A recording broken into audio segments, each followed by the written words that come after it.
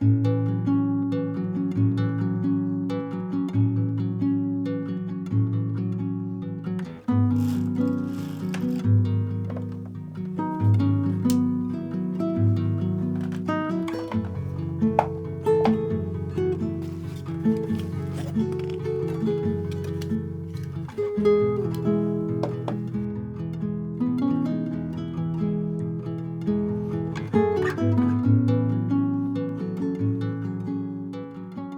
everyone, welcome to another video. It's been quite a few weeks since I've been able to publish something on YouTube, and the main reason for that is I've just been out in the field so much. This is really my peak season for running workshops and doing photography, going from autumn through into winter. We're pretty much at the end of winter now. I'm just in the thick of workshop season, and I've got to admit I'm so grateful for the time that I've been able to spend outdoors with like-minded people, new people I've got to meet, as well as many familiar faces. It's been busy, but it's been very rewarding. In this video, I want to share a few quick tips regarding photography, because I've been, my mind has been on photography so much. I'm even in the midst of making a new course at the moment as well on intimate landscapes and capturing the smaller scenes out there. So that, combined with the many days and weeks that I've been out in the field, you really get to connect with the subject matter and your photography in a way that, sometimes during the year you don't. You can kind of drift away from photography at times, especially maybe in the summer, for example. One of the key factors that I've been thinking about lately with photography is how, photography is all about light, capturing the light. One of the most important aspects that I think it's worth keeping in mind when you're going out into the field and you're out there with your camera, photography, it is all about light, but the presence of shade and low light is just as important as the light itself. There's so many scenarios where there might be a pocket of good light, but then there's just too much surrounding light.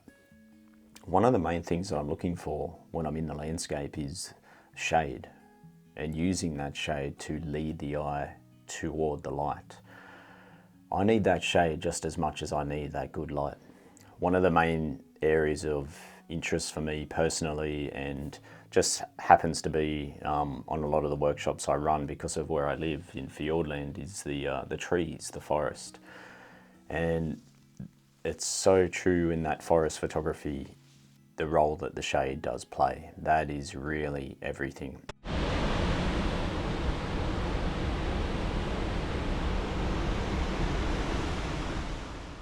So keep that in mind next time you're out in the field. You'll be surprised how well that will help you build your composition. So moving on to another point that I wanted to bring up in this video was, I find composition and composing the landscape, working with the landscape, becomes more naturally and effective when we're not going in with a predetermined idea of what we want to create. And that's tricky because you might watch YouTube videos, you might have books, you may have images from someone whose work you enjoy, and we get inspired. And then you may be compelled to take what's inspired you in that image and bring that into the landscape and try to create that yourself. When we do that, we are instantly limiting ourselves and the potential of what we can do out there. It's so hard to have inspiration, but we don't want to let it restrict our own vision. So what I like to do out there in the field is to simply observe, to walk. You've heard me talk about this before, but just observe. And when we do that, let the light dictate where you go. And again, I'm really going back to a lot of the forest work here, because the forest is so intimate, it's so intricate.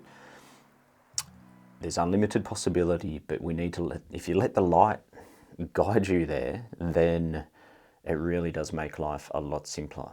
And let that light pull you in, and then utilize your shade, and you'll start to see the composition, the shapes.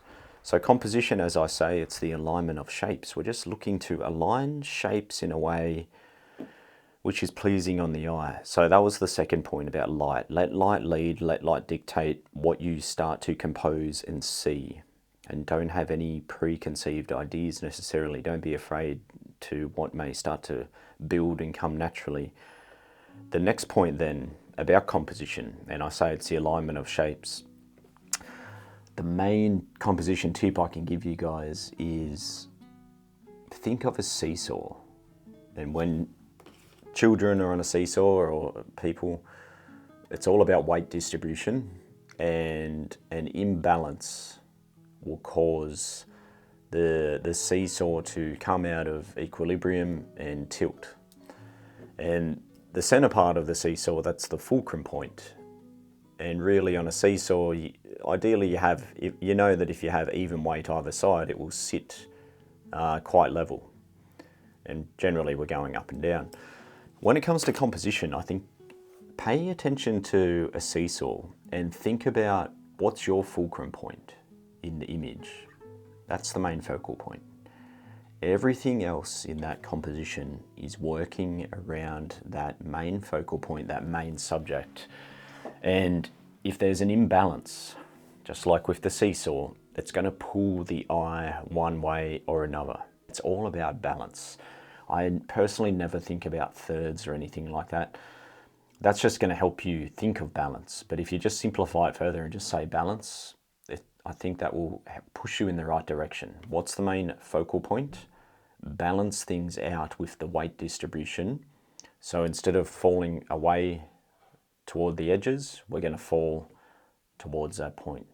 So we might have a tree, the river fanning out in the foreground or midground, and then if we can utilize some stones or flowers either side, now we're flowing. If we have our main subject up here in the frame, well, let's make sure that down this side we have something to counterbalance and preferably push the eye to that point.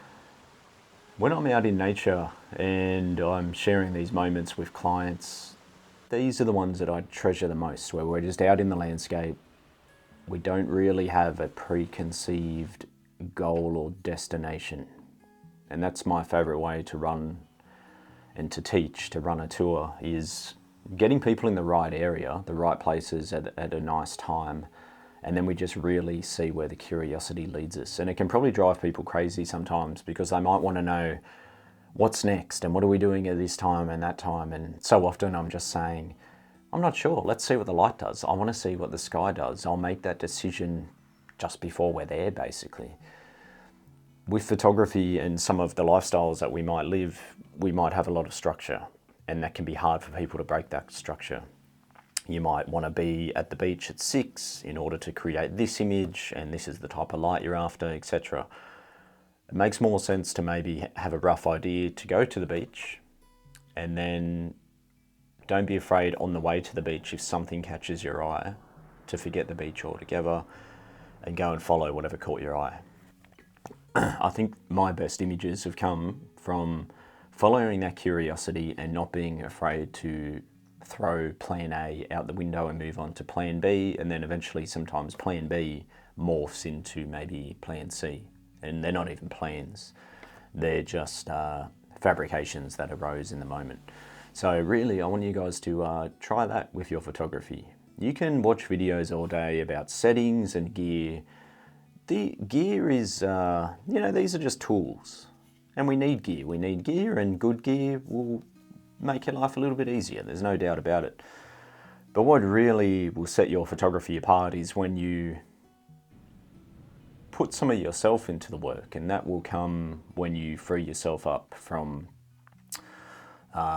formulas and technicalities. When you just, you're one with the landscape, and it's that flow state. You're just there in the moment. And when you're there in the moment and you're not overly thinking and you're just doing and you're creating, you do stuff that you almost look back and go, wow, I don't remember taking that photo. That's the best point to be in art or photography, where it's just happening without a consciousness almost. I know It's one thing to say it, it's another thing to do it. And the tricky part is to do that requires not thinking about doing it. But that will come in time if you can give yourself permission to be out there as much as possible and follow that curiosity. So give that a try. Hopefully a few of these little tips might have helped you. Sorry again for the irregularity of the posting as we kind of come out of the season now. Slowing down a little bit, but still quite busy. And I don't want to burn out, so it's easy to burn out when you're juggling so many things, being a father, a husband, and all the different roles. So thank you for persevering. Thank you for supporting the channel, your comments. It's a great community here and I miss it. And that's why I'm gonna still be around, of course. So I look forward to bringing more videos soon. I'm off to Australia shortly to visit our family. I'm gonna have a bit of a family vacation there, just a bit of downtime, but I will be bringing the old GoPro, and hopefully we'll film a few things on the coast there, back where I began my photography journey, but we'll see. We'll let the conditions and the light determine if that happens, but hopefully we can. So I'm off to run another workshop this week, a group workshop, and then over to Australia. Anyway, that's enough from me. Thank you again. I'll see you soon.